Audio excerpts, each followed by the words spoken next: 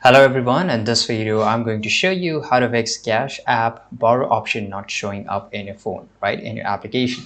So if you don't have the application, you can just go to the website and you can always download it from here.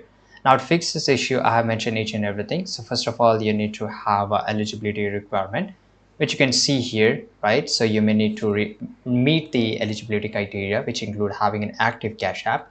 So if you don't have active, make sure you active it, and the deposit should be around $1,000, right?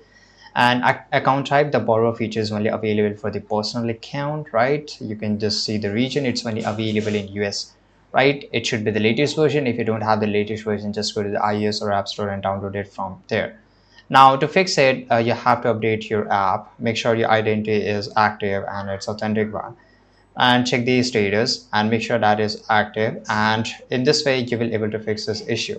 So if you don't fix this issue, if there's issue still persist, you can just contact the customer support and maybe it get fixed. I hope you found this video very useful. Subscribe.